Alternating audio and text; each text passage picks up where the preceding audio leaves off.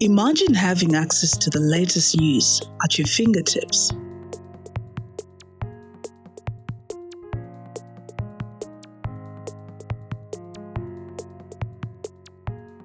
Introducing the newly rebranded and improved Daily Nation website.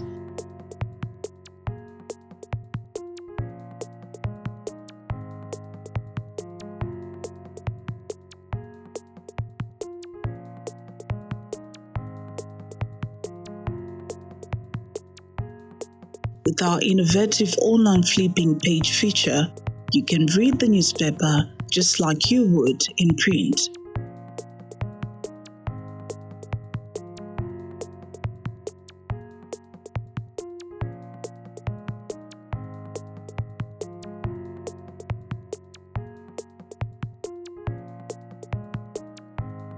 Plus, with our subscription-based model, you will get access to exclusive content, archives, and more.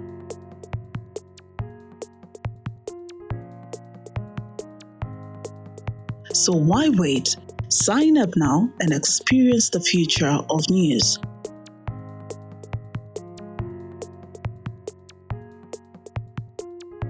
Daily Nation, now at your fingertips.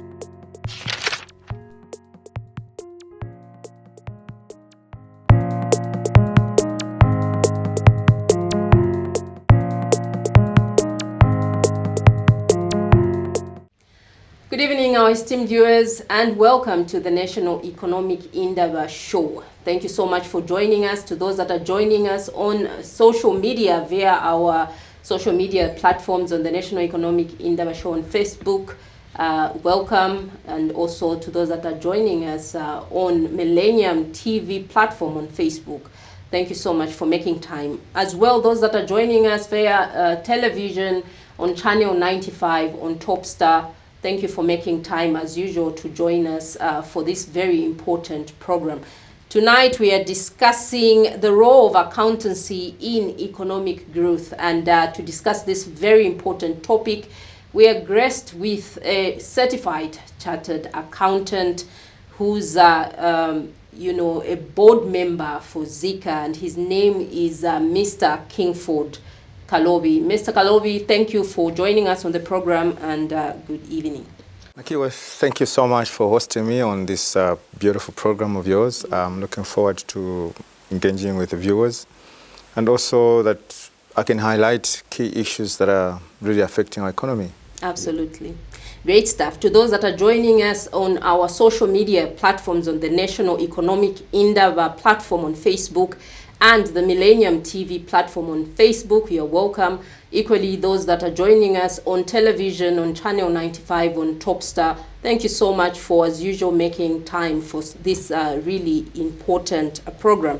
Now, Mr. Kalobi, accountancy and economics, is it just me, or are these two synonymous and there's really no separating one from the other? What is your view?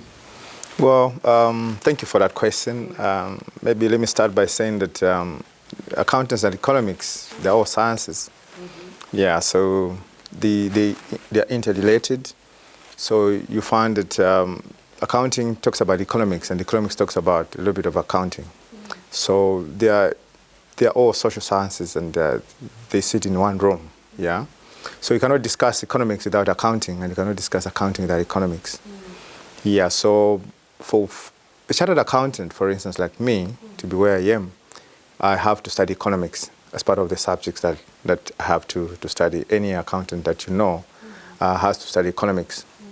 And as you know, economics is a science that affects literally every aspect of life. Yeah, so I wouldn't want to call them as synonymous, but they complement each other. They complement each other. Yeah. Great stuff. So, how does accountancy contribute to economic growth, and what are some key areas where accountants can make a significant impact? Well, thank you for that question. And it's a good question. You see, accountants are leaders. They're business leaders. So we have moved away from the number cruncher accountant, the bean counter that is known, all right, traditionally. So we're talking about a chartered accountant now who's well-rounded, okay? Can talk about business development, can speak about economics, can speak about financial planning, can speak about audit and all that.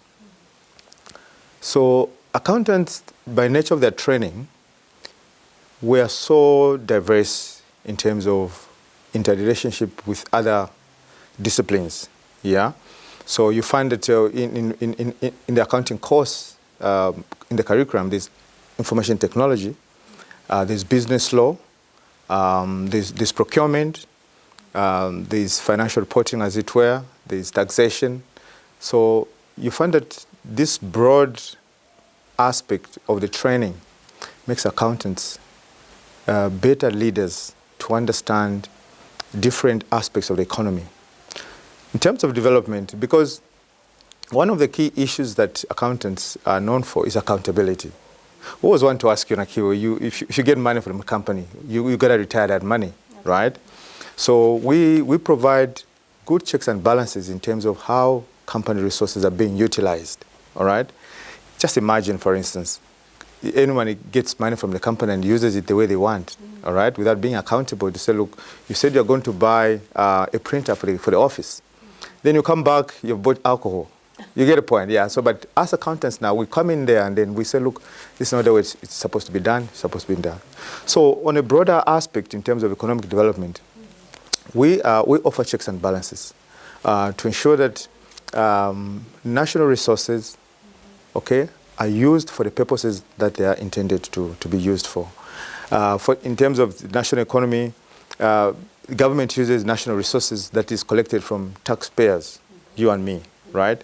Now, that money is, once it's collected and it sits at Ministry of Finance, it has to be used prudently.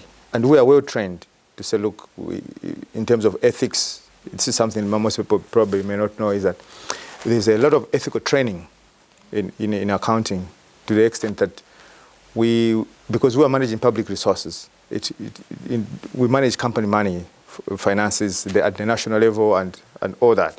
So there's a lot of ethical training to ensure that the funds that we account for on behalf of the company is well utilized, and we hold everybody accountable in the company. To the extent that if I'm the chief accountant, for instance, or finance director, I have to hold my CEO, my managing director accountable for the resources of the company, so that we safeguard the resources and the resources are channeled to the development areas. Mm-hmm. Yeah. So can you explain the importance of financial reporting and transparency in promoting economic stability and growth for the nation? Yeah, transparency, first of all, is a way that is very synonymous with doing the right thing, yeah? So when you're transparent, you're trying to say, look, guys, I'm not hiding anything. This is the money that was given. This is how it has been utilized. Here are the receipts. Can you look at it? And anyone independent can come and look at it. So how, from the finance side, we have different frameworks. We've got an audit aspect of it. Audit will come and check what the accountants have done, for instance, to see there was a budget, for instance, that was created that the $2 million will be utilized as such. So internal audit will come in and look at how transparent are you that you use the $2 million in the way you intended to use it. Yeah. So that aspect there feeds into financial reporting. All right. Because financial reporting is essentially, in a layman's language, we're simply saying you're reporting on how the financial activities were conducted, from what you said was going to be done, how it was done, what was done, the outcomes, and what didn't happen. And in that instance as well, you're also saying, for instance, sometimes you can say, look, we had so much money, but it was not enough. And here's the evidence. Yes, so probably we might need some more money for the next project. So financial reporting is very important because you are trying to inform the funders of the project, for instance, the funders of the company. It could be the shareholders. It could be investors. It could be direct foreign investors who are sitting in other countries, who have put money in a particular organization or into an economy. So when you report, you're simply saying with confidence that, look, the money that you channeled into this organization, into this project, it was used prudently, and these are the results. And obviously, we even invite an auditor, because for you to ensure transparency, you don't want to leave it to the accountant alone. Another wing of the accounting side comes in as an audit, just to come and account check to have a second eye, if you like, to ensure that the standards audit standards that are set up were followed, and procedures. Procedures are very important as well, because sometimes there are certain thresholds that have been followed in terms of procurement. You must have used the money according to this level. Were there appropriate approvals? Okay, because I could approve something and then I call a friend, come and do this, and we share the money and the job is not done. So yeah, very important. Yeah. Great stuff. Now, how do accountants help businesses and governments, especially in this context, make informed decisions that drive economic development? Well, that's a brilliant question. So accountants, by nature of our training, I'll go back there, is that we are trained in business strategy. Yeah, there's so many concepts that we do in different business strategy. We do taxation as well. So in business strategy, there are different models. So we want to look at what is it that is intended to be done. Then we'll look at various business models. What has worked before?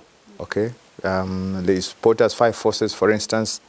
You could talk about another model called Pestel, which will look at different aspects. So when we're advising, is it the government or is it a company? We look at the dynamics on the table. What project are you intending to do? Then when we adopt that business model, for instance, Porter's 5 forces, which talks about, for instance, the competition of new entrants, okay, and barriers to entry and all those issues. So be able to advise there. So, and then at the same time, we know a company or government has got its own strategy. It's got its own policies of what they want to do. So at that aspect, we also go back to those aspects and try to say, look, this is what you intend to do. Because when you're advising, you can only advise what the client has already set. Then we use our professional models and our professional judgment as well to say, look, this is how it works. I'll give an example of tax planning, for instance, yeah? As accountants, we want to save the company money. We want to save the government money from wastage, all right? So we use smart ways of, for instance, tax planning, very important aspect where you're not trying to avoid tax, but you can work around tax rules so that you ensure that the company pays less tax and saves up money, yeah?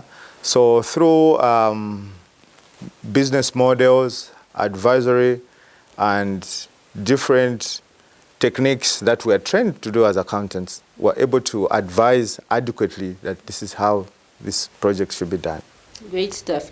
To those that are just joining us, you're watching the National Economic Indaba show, and we have on a certified chartered accountant in Mr. Kingford Kalobi, and we are discussing all things to do with the role of accountancy in economic growth. Now, Mr. Kalobi, how do you help businesses develop financial and plans and strategies that drive economic growth and profitability?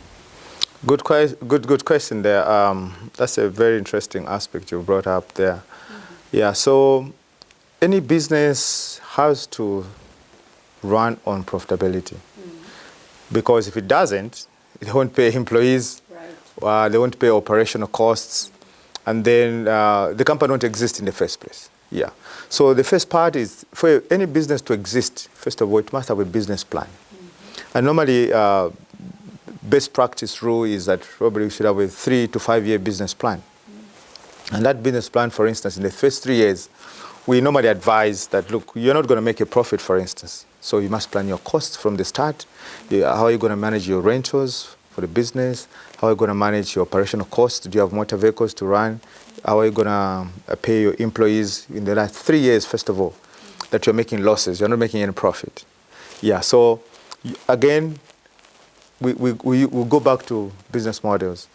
So we look at, depending on the nature of the industry that the company is in, for instance, some businesses are high capital intensive. Yeah. So if the business is high capital intensive, you need equipment that costs millions. the business model will mirror what that kind of industry demands, all right? So the first part is to sit down and say, look, this is the business development plan. This is how it sits. The second part is financing, sources of finance. Where are you going to get the money to run with? And here's the thing. Most people think to run a business, you must use your own capital. There's so much capital out there. You don't need to use your own money. In fact, rich people in developed countries, they don't use their own money.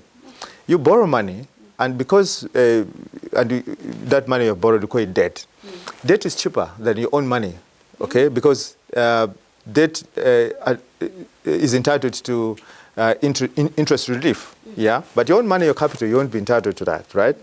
So, sources of finance is a very key aspect that we have to look at when we look at the business plan. And then once these are satisfied, then the company will say, look, you can get started, all right? Well, another important point is business strategy. What's your strategy in bringing in your customers? Because when you start a business, the first thing you look at the market is there a need for your services, for instance? The services that you're providing. You also must ask, have you done a due diligence? Have you done a market research? Where are your customers concentrated, okay? And how are your marketing strategies, okay? How are you going to get your customers? Are you going to use social media? Are you going to use newspapers? Are you going to use agents to go in the field and bring customers and all that? So this is how we want to help businesses that are starting up or are running. However, we have seen, and we continue seeing this, a lot of excitement to some of the businessmen as they're starting up their business. You find that they have not done a proper market research of their business. Okay. The business plan is quite weak, and they didn't involve professionals, all right? They did it on their own. That's why we are there. Come to us, we talk to you about it, and we even give you the risks of the business. Look, there's a risk that every money that you have borrowed and put in this business, you might not recover it. And your business might not even flourish as you intended it to be done if you don't do 1, 2, 3, 4.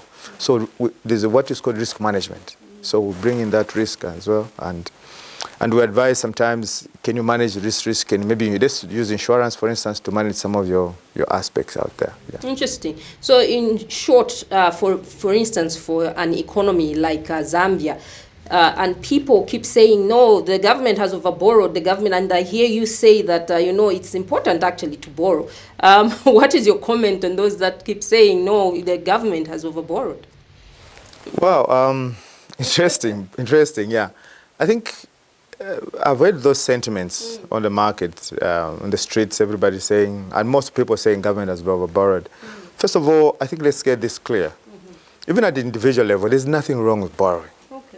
I think what's important in the conversation should be, are you able to pay back?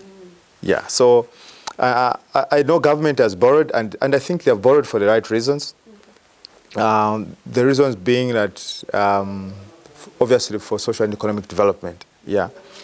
But where the problem is, even at individual level, is when you overborrow and your capacity to repay back diminishes. Yeah. So far, I think there are no indications to indicate that government might not repay back what they're borrowing. I think from what I've heard from the Minister of Finance, every amount of money that is being borrowed, they're structuring it in such a way that they have a clear way of repaying it back. Yeah. So, but probably what you and me want to see is that the specific funds that are being borrowed, we're able to see tangibly that, look, this is going to project A, B, C, D. And in 1, 2, 3 years, as we repay back, this is the investment that we're going to see. All right? If we're talking about, we've got an energy crisis at the moment. So if you and me and the rest of the people are told that, look, we're building an energy plant, for instance, and it's going to cost so much, and we've borrowed this money specifically for this.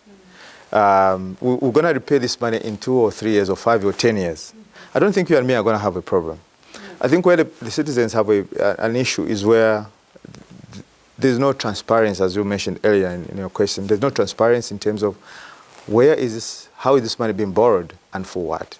Yeah, so in a nutshell, there's nothing wrong with borrowing, but the capacity to repay back, that's what matters. Great stuff. Now, what role do accountants play in identifying and mitigating financial risks that could impact economic growth? Brilliant. So economic growth is what everyone aspires for if you're in business. And an economy, obviously, you want economic growth. I don't think there's anybody that will love economic stagnation. So for a business to flourish, there must be an enabling environment. There should be factors. There must be the tax frameworks must be good. The trade terms must be good enough around the country, and also there must be providers of capital. All right. Now, that is a conducive environment for a business to thrive. In that environment, then, there are a lot of risks that are existing there. There's climate change that has come in, for instance. So you might be a business that has got this asset that might be affected because of the change in the weather conditions. And that, because of the changed weather conditions, that asset that you bought with millions of kwaches or dollars cannot function the way it was intended to be function. So, as finance professionals, these are the things that we will identify. So we want to profile the risk, the different risks within the company. Even at a national level, it's the same thing. If you're gonna borrow anything, money, or gonna invest into something, you're gonna profile the risks, different risks. It could be human capital, it could be equipment, okay? It could be normal fire and all those things there. There could be financial risk, business risk. The business risks that look, the business might not go as you had planned. We have seen perfect business plans. Conditions out there, perfect. But the business goes down, yeah? We have seen a business that was promising in terms of foreign direct investment. All of a sudden, the people who promised to come in as foreigners to invest in the business, they go quiet. There's also political risk. We have to manage it. So we advise companies as well to say, look, change of government sometimes affects the performance or the profile of a business. So we advise companies most of the time to say, look, you must be neutral of politics so that you are not seen to side with a particular political party, so that in the event of a change of government, your business is purely business and that. So risk profiling is one very important part that even at individual level, we must really invest in that, and the risk must be shared with a professional.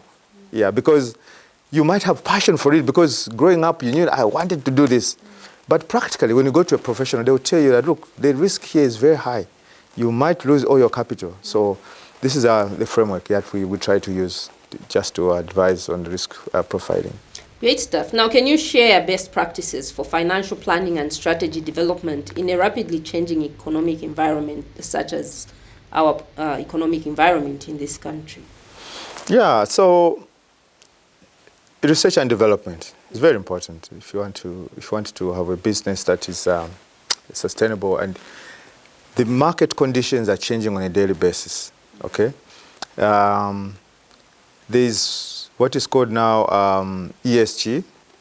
There's carbon credits. There's climate change. Now, these concepts are appearing new, especially for the southern side of the equator. They are not very pronounced. So you discover that most people have not really invested much time and businesses to see that how can they participate at that level, okay?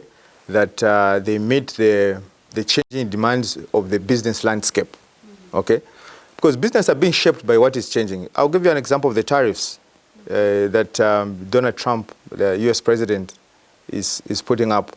They're affecting everybody. Right. I'll tell you, some of the exports, millions, to export them to the US, it's become more expensive. Yeah.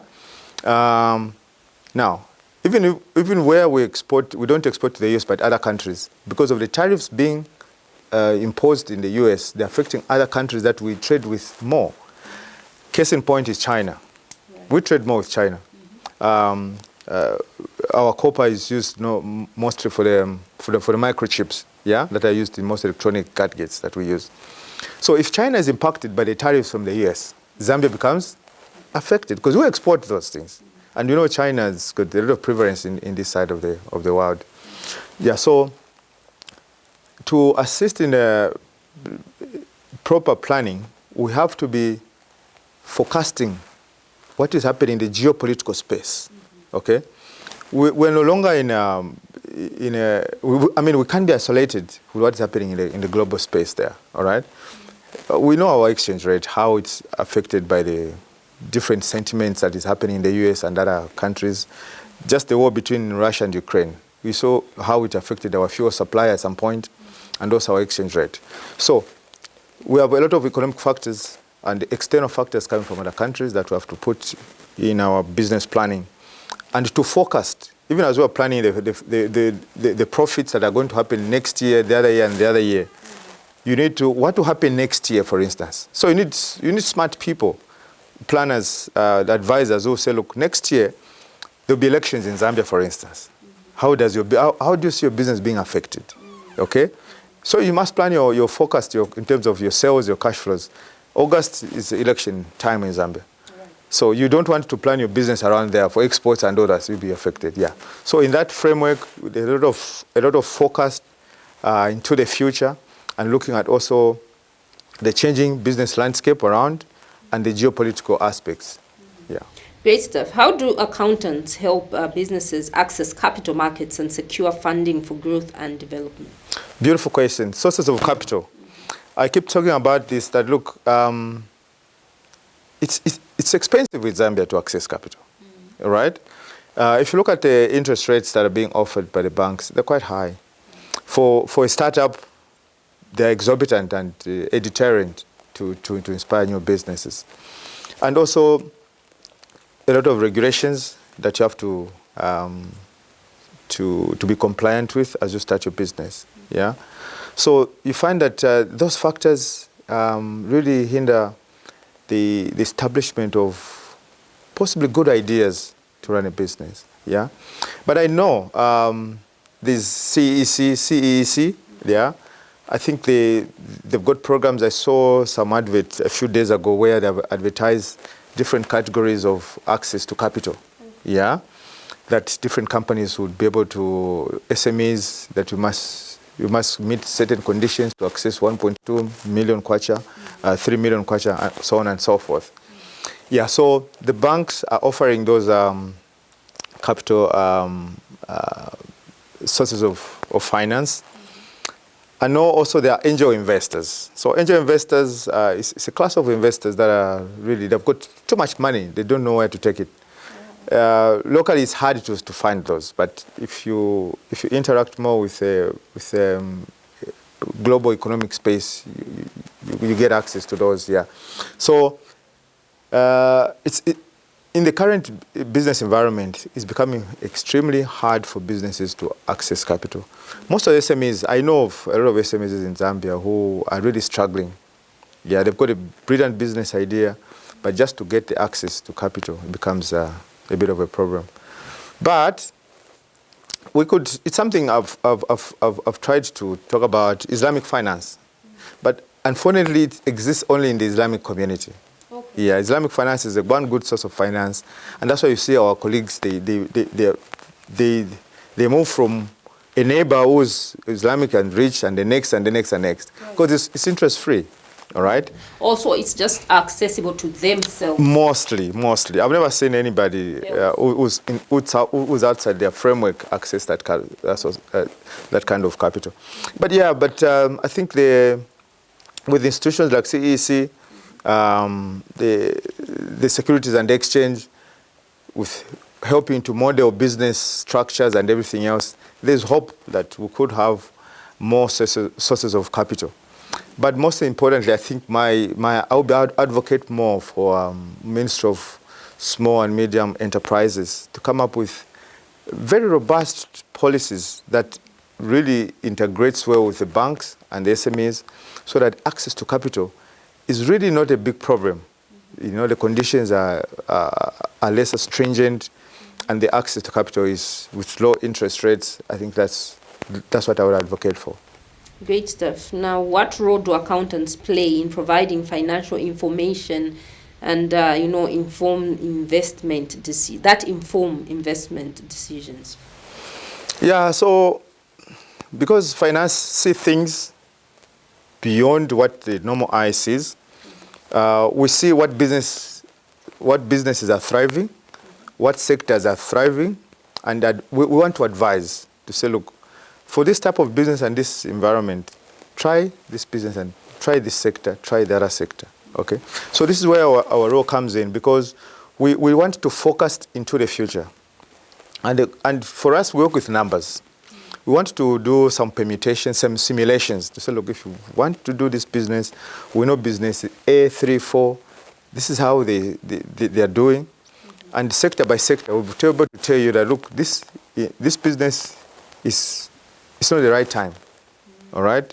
And even when we see some businesses thriving, we're able to tell from the books of accounts, when we analyze the figures, our financial analysis, that this business, you must exit in the next 2 years. Don't continue beyond the next 2 years. Otherwise, you're going to lose your money. Okay. All right? So, informed by our training, our focus, and the different business models, we can project through our financial analysis in terms of where the business is headed to. Mm-hmm. Now, how do accountants contribute to financial stability, and what are some key factors that can impact financial stability? Well, financial stability is a key to any business and even an economy. And why it becomes very important is that you must balance between good days and days that might be what you describe as a rainy day. Yeah. So if you don't have a strategy for financial stability, you might find yourselves hitting the rocks. Yeah. So what we advise as finance is that in the good years of harvest, diversify your business portfolio. Invest certain percentage of your money's profits that are coming in into, for instance, government bonds. You can buy shares in other companies. Okay, you can buy. I said already, government bonds and treasury bills, and other fixed deposit accounts, all right? And you can enter into other business portfolios different from your mainstream business. So that what you're trying to do is that in case your sector of business suffers challenges in that particular period, you'll be able to get money from the other kind of business. Your government bonds, for instance, in 6 months will have matured. You get some interest coupons there. Yeah, and depending on how you have segmented them, one is 6 years, 6 months, 1 year, 2 years, and all that. So in your rainy day, when the economy seems hard on your business, you'll be able to say, look, we've got some money here. Can we put this money in here? You push it back in the business. So then you are assured of financial stability in that case, because you have diversified your portfolio. But if you put all your businesses and your funding in one pot, if that pot starts leaking, you go down, So these are the strategies that we want to advise: business diversification and portfolio investment to make it diverse so that you have financial stability. Because I'll tell you what, it's hard to have financial stability with one line of business. Right. Yeah. Different types of businesses and different investments around that. Just like at a personal level. For instance, every money you get, you're just using. You need to invest some of it. You get 100,000, 50, it's banked. You use the other money. When things you hit hard rocks, you get back on the other part. Yeah. So we are financial advisors, and we talk about these things. So some of the businesses that you see struggling is because they find it that it's expensive to talk to a chartered accountant or to speak to an economist or a business advisor. Mm-hmm. But how more expensive is it then if your company collapses? Right. Yeah. So interesting that you speak of government bonds and investing in stocks and stuff like that. But is this for every ordinary Zambian citizen, or is it for a specific demographic of people? How much information is out there to tell the ordinary Zambian that you can also actually, just as a journalist that you are, you can actually invest in government bonds and stuff like that? That's a smart question. I didn't expect it. Yeah, so you see, investment because it's an English word, it sounds big. Yeah. Government bonds, it sounds big. Building reserves sounds big and all that. But this is this daily things that we do on a personal level. You earn money from somewhere at some point, but you make a choice. Should I use all this money today? Or sometimes you say, look, this money, I think, let me put, even at home, you put in a pocket, in a jacket, in a drawer, you say, I'll use it later. So investing is a simple term. We're just saying, look, from what you have earned, don't use everything. Keep some for a later day. Yeah? In terms of those terminologies, bonds, treasury bills, it's not a complicated science. As low as 1,000, we can buy treasury bills and government bonds. Yeah? All you need simply is that go to even your bank can assist you to open an account where you can trade in those. Or you can come to me, I can advise, say, look, let me advise you, let's open an investor portal on the Bank of Zambia platform. Yeah, and then as low as 1,000, you can buy government bonds and everything else. Yeah. You can be increasing it 2,000, just like that. So you don't need huge capital to invest in treasury bills and government bonds. Yeah, it just depends on the volumes as you start growing, but you can start as low as 1,000 kwacha. Yeah. Great stuff. Now, can you discuss the role of accountants in promoting economic growth through financial reporting and transparency? Yeah, so economic growth, you want to see that a 2 kwacha put there is a 2 kwacha that will work. You don't want to see that you put a 2 kwacha in any investment and only 50 cents, 50 ngwe reaches that place. That's what the problem is. Okay? So to talk about economic growth is that input must produce an output which is greater than the input. Yeah? In this sense, accountants were gatekeepers. Okay? We stand at the gate and say, look, we saw what was put in there on the other side, which is what we expect to see here. Okay? So I'll give for argument's sake, just as an illustration. If you are going to invest in me with a $5 million, okay, then I do a financial report that produces that the money invested by you actually is 2, and yet it's 5. You can't expect economic growth. And you as an investor, for instance, you start questioning, how smart are you yourself to invest in me who's giving you those reports that don't appear true and fair?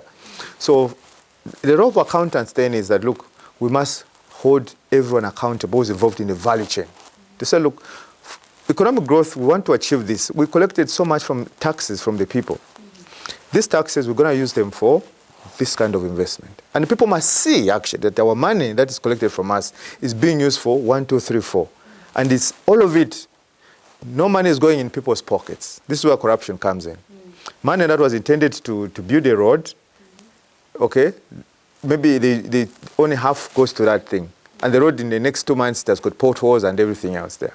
So our role there is that, look, we want to see transparency. We want to produce reports that will show figures that were put in a business and they are visibly seen. No one has stolen that money, okay? And then that money, and the project is moving according to the way it was planned. That raises confidence, one, in you are the investor as an individual, even in the citizens that are watching that, look, we're seeing how things are moving. And because of that, it attracts other people who say, look, Anakiwa so invested so much in that business, and I'm seeing the results. Even me, I'm going to come and invest in that. So you bring, that's why economic growth comes in. It comes in because there's prudent use of resources. There's accountability. You know, the people don't like to be accountable. If you give them 500 questions, say, how did you use it? They will say, you're accusing me that I've stolen. No, I'm not saying you have stolen. I just want to know how have you used it? Because it's not your money. Exactly. It belongs to other people. So our role as accountants is to promote social and economic development through transparency, accountability, and being ethical. All right? So we preach ethics, you know, even as things happen, as people are trading in business. We talk to our CEOs that, look, we must do our business in an ethical way. If it's not your money, other people are watching, and they're going to expect the results must be in such a particular way. And all these concepts from us as accountants, it's not even a hard job because we're trained. That, look, we must hold accountable as gatekeepers You must hold everyone that is involved in the value chain, the receipt they must produce. Because if you don't do that, people will be buying computers and take it home instead of going to the company. Okay? If they buy a motor vehicle that is supposed to be used for the national development, but it's going into a personal development. Now, if you now mix personal and the company or economy, something that's done at the national level, an individual starts benefiting. Instead of benefiting the larger masses, there becomes a problem. So we are gatekeepers and we watch, and we report some of those cases, sometimes whistleblowing, to say, look, I've seen national resources being misused. Whistleblowing, you find people anti-corruption, visit certain places, and people are arrested. Yeah, because what we want to see, you yourself and Nakiwa and myself and everybody else that's watching us, is that, look, we want to see a country that is better for our children. We want to see a country that is better for my young brother who's at university coming up through the ranks, a small boy in primary school. If the resources are used for the intended purposes, those kids who are coming up, they're going to benefit from the same. But if those things are stolen, us accountants will be guilty to say, look, we should have stopped that. Yeah, and that's our role. Great stuff.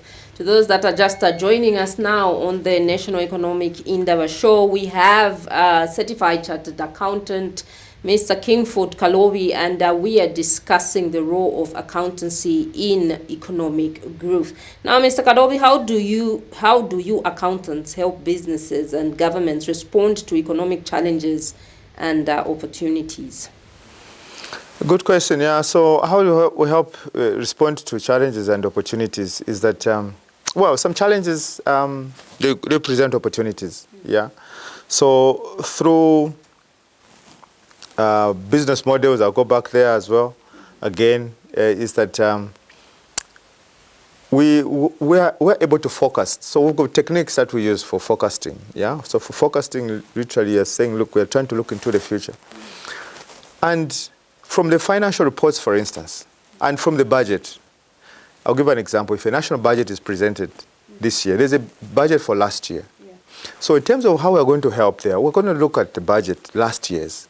This is how it's performed. And there's what is called budget accountability. So you said, look, towards a certain cause, so much money was channeled to that. Okay? Now, at the end of the year, as you're pronouncing the next budget, you must tell us, how did you use, did that money, what you allocated for this particular aspect, utilized specifically for that? Or if something was not achieved, but you had planned for it, why was it not done? So for us as finance, we analyze all those, we have analysis, and then we advise. Say, look, you said we're going to build 100 schools. You only built 2. In the next budget, you're saying we're going to build 150. How feasible is that? All right? Or estimates of economic growth. You say, look, we're going to grow by 4%.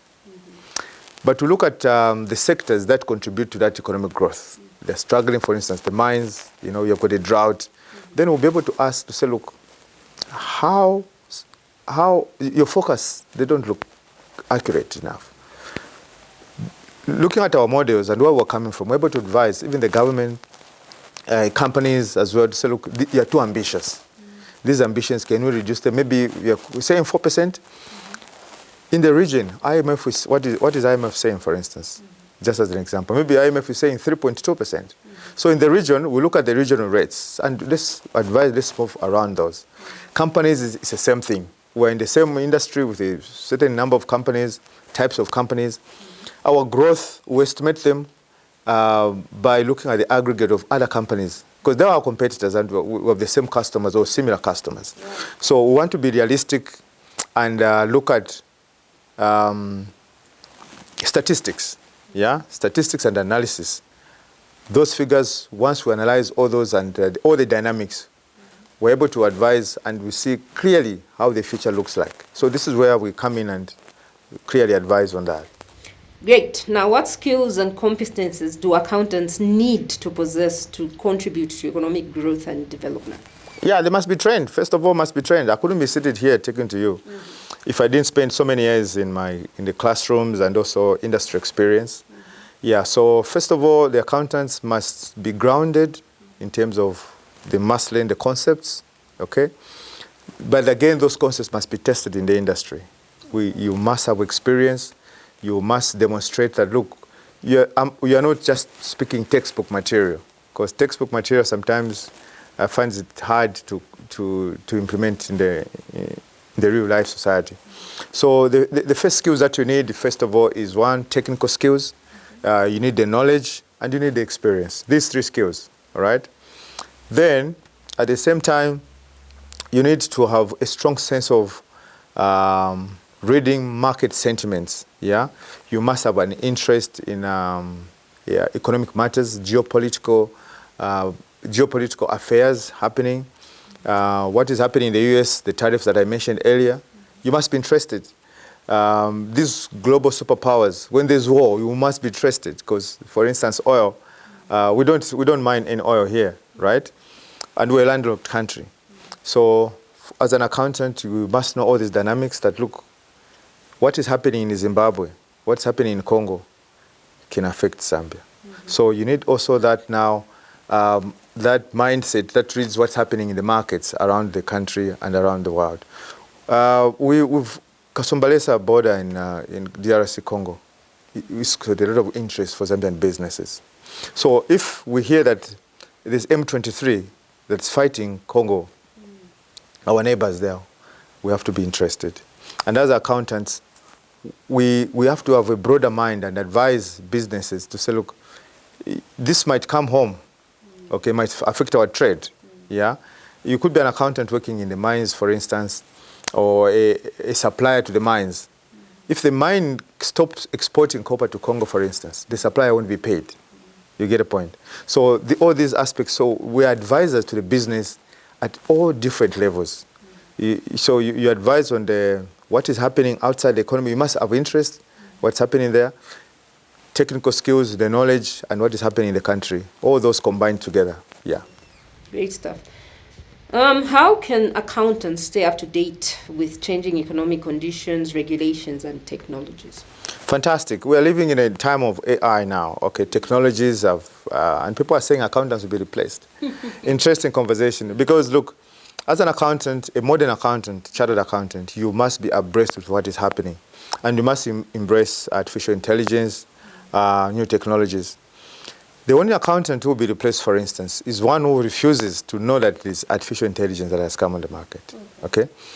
So, what does this mean then? How do you prepare? So now the conversations we're having in the accounting space is that we want to prepare accountants for the future. So there's what is called continuous professional development. We're saying accountants, some of you might have graduated 20 years ago, 10 years ago, 30 years ago. A lot of things have changed. So you must subscribe to an institute, for instance, like Zambia Institute of Chartered Accountants, ZICA. We have the robust programs that help assist the accountants to know what is happening, the latest trends in the market, so that they're kept abreast of those trends. New developments, through the continuous professional training, you can enroll for certain courses. They're advertised by different institutions, ZICA, CIMA, and SCCA.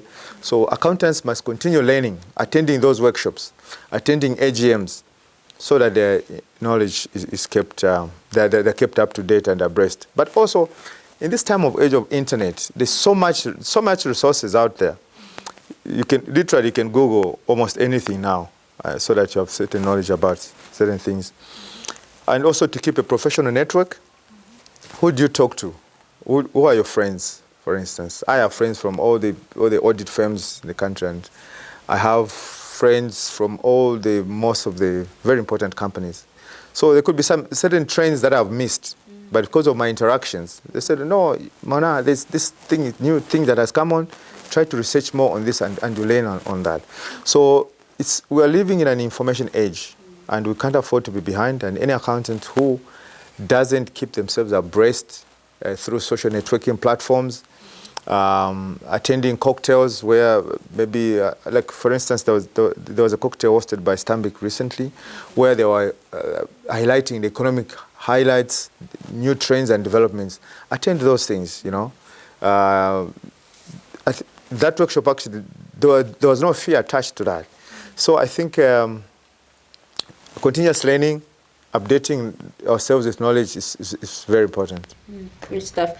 As we are winding down, the program, we would like to know, can you discuss the importance of professional development and capacity building for accountants in promoting economic growth? Though I pretty would say that you've just been discussing this very issue, unless there's something else that you'd like to add. Yeah.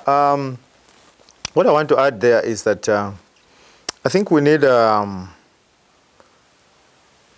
more interactions between a certain professional cadre, maybe of accountants, with economists, lawyers, and engineers. That's another aspect I wanted to bring in there. There could be a lot of learning. Imagine a room or a conference where we are mixed. There's accountants, there's lawyers, and everything else. Because I'll tell you, in these companies, we work together. Yeah? You find that your CEO is an engineer, you're an accountant, you have a legal person. So you have that circle of professionals is very powerful, that you can design, you can execute, you can deliver, you can build strong companies. You can have a Harvard in one company. You get a point? Yeah. So in terms of capacity building, it's trying to enter into the engineer's mind. If I'm an accountant, I should see how does this engineer think? Okay? How does this lawyer think in terms of executing what me as an accountant want to do? How will an engineer handle this aspect? So if we build, and this is what I've been trying to do, I've been doing actually in the last 6 years, 10 years. If I'm working in an engineering company, you not tell I'm an accountant. Okay? I'll seamlessly modify my mind and think like, because what we're trying to achieve in that company, in that engineering company, is to ensure that we produce excellent engineering services. But I'll add my excellence to ensure that our engineering outputs become the best. Okay, I'll work for a legal firm, for instance. I'll use my total quality control as a finance person to ensure that even as a legal firm, we manage our costs very well. We manage our appointments with our clients. Our legal cases move in time so that we save costs. So continuous learning should not be confined to a specific profession, like accountants should not just confine themselves to the accountants. They can also extend their skills to information and technology, using AI techniques.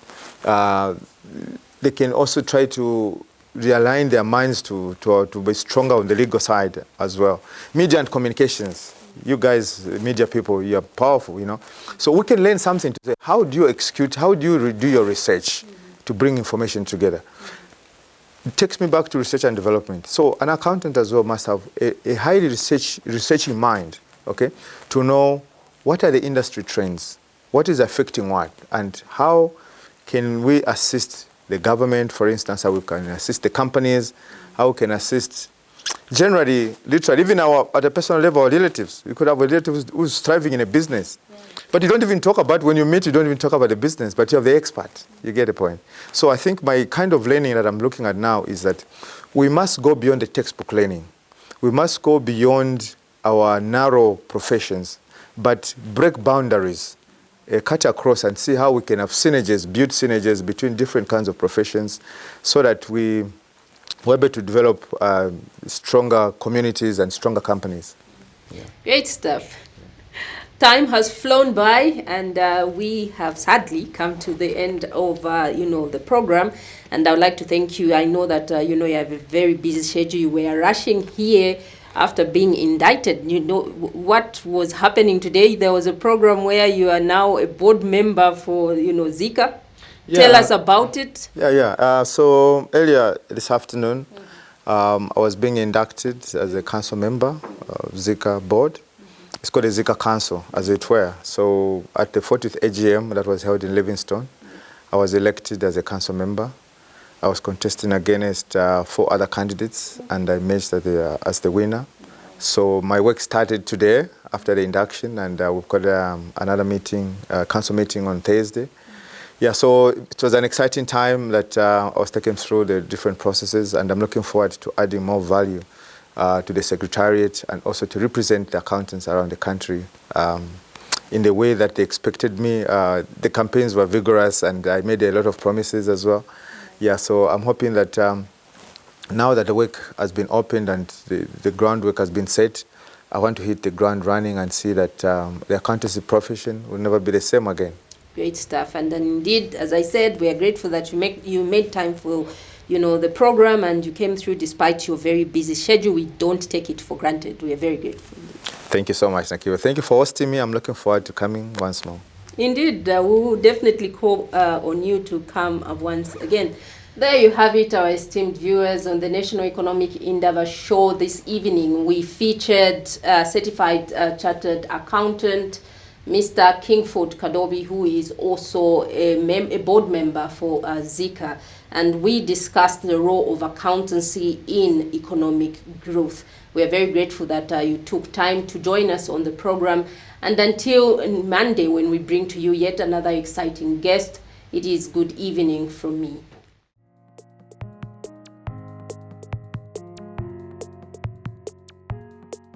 Imagine having access to the latest news at your fingertips.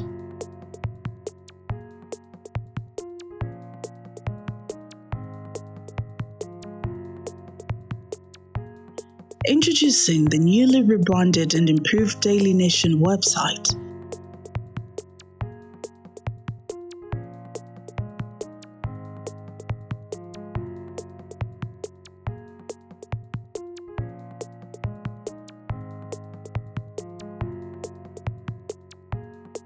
With our innovative online flipping page feature, you can read the newspaper just like you would in print.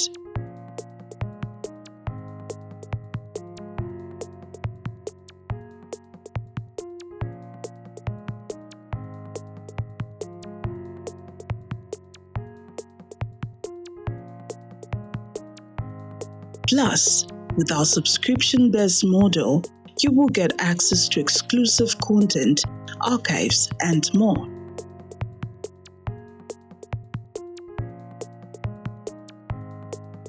So why wait? Sign up now and experience the future of news.